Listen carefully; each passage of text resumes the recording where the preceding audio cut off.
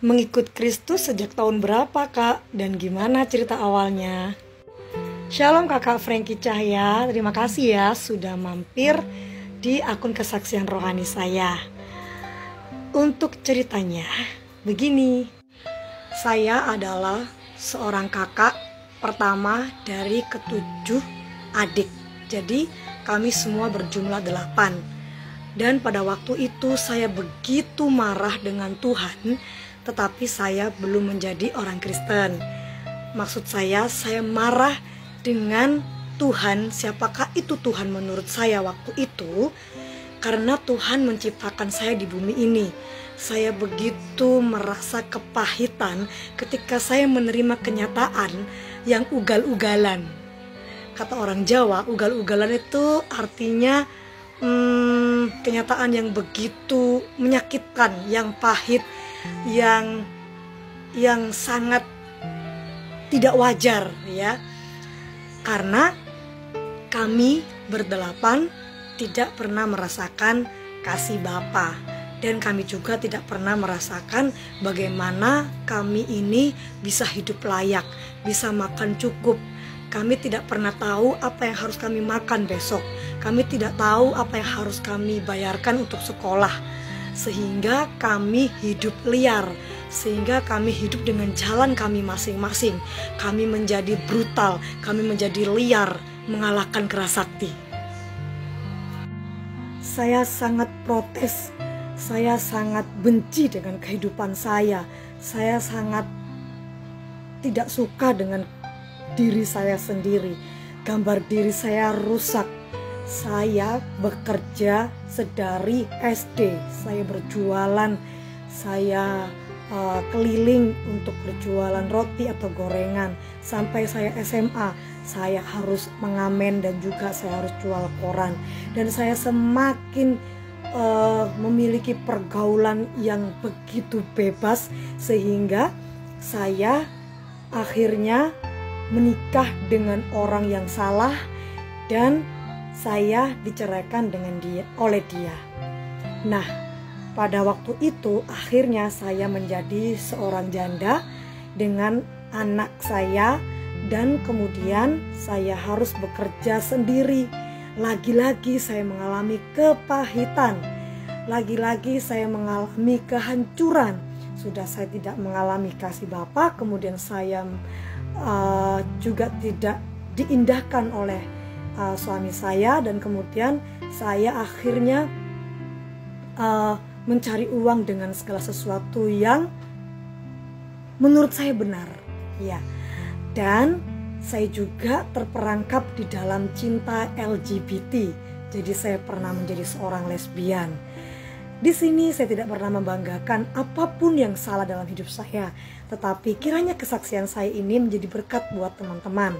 Nah, kemudian saya akhirnya, singkat cerita, saya lepas dari LGBT itu, dan suatu hari saya itu mengalami sakit di bagian perut kiri tembus sampai ke belakang.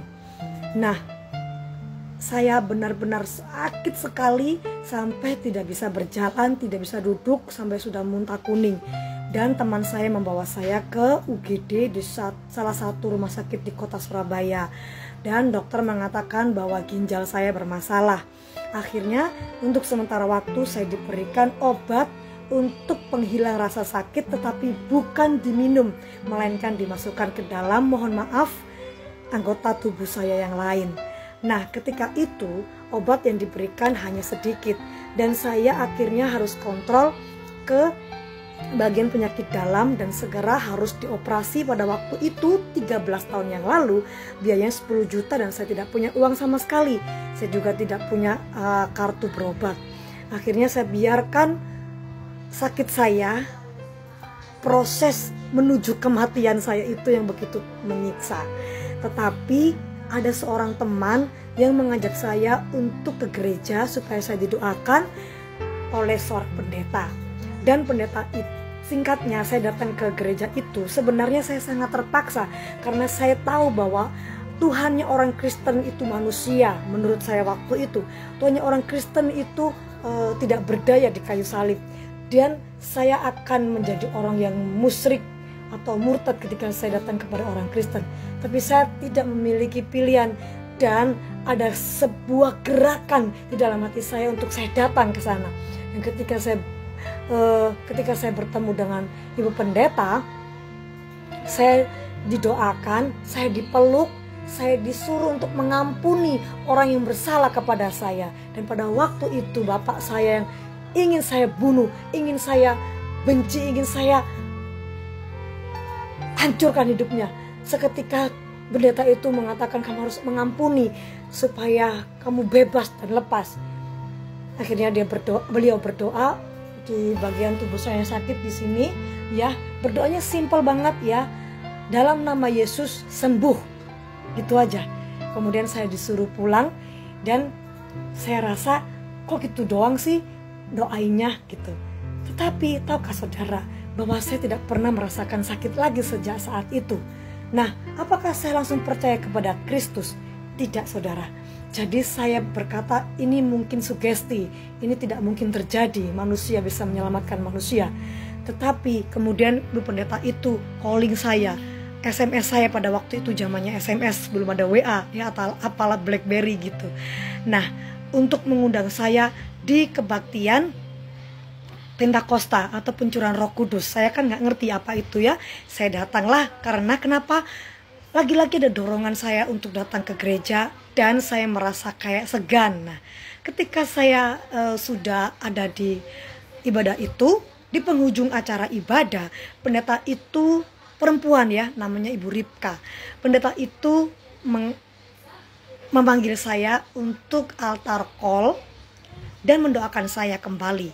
Begini doanya, Tuhan, bukan manusia yang memilih engkau sebagai Tuhan, tetapi Tuhan yang memilih manusia. Dan bukan tangan manusia yang membawa anak ini kemari, melainkan tanganmu.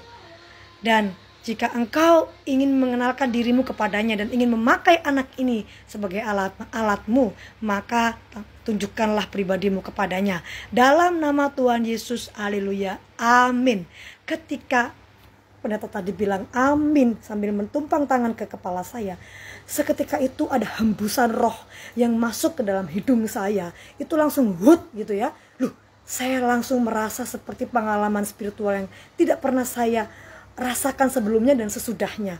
Ya, seperti waktu itu terhenti sesaat dan roh itu memasuki tubuh saya begitu hangat, begitu damai, memasuki aliran darah saya, otot-otot saya, dan semuanya dari atas sampai ke bawah, sampai ke bawah, sampai ke bawah, sampai ke kaki. Ketika kaki sudah sampai bawah, sampai bawah, atas sampai bawah sudah dialiri semua oleh roh Tuhan itu, saya tidak kuat ya saudara. Saya langsung rebah dan saya bertanya, siapakah engkau Tuhan? Dan saya mendengar dia menjawab, akulah Yesus yang selama ini engkau hina-hinakan itu. Seketika itu saya menangis dan saya bisa berbahasa lidah, berbahasa roh sebelum saya dibaptis. Disitulah saya percaya bahwa Roh Kudus itu ada, bahwa Yesus Kristus adalah Tuhan. Bahkan saya merasa bahagia ketika saya diberikan pengalaman yang tidak ada duanya, yang tidak bisa dibandingkan dengan harta dunia apapun di bumi ini. Nah, itu secara singkat kesaksian saya, saudara. Lebih lengkapnya bisa disaksikan di YouTube channel saya, ya. Nanti di situ bisa saudara-saudari bagaimana lengkapnya ya. Terima kasih sudah mampir di video saya. Kiranya kesaksian yang singkat ini boleh memberkati kita semuanya. Tuhan Yesus memberkati. Saya Firiski Ramadan. Sampai jumpa di kesaksian-kesaksian saya berikutnya. Shalom.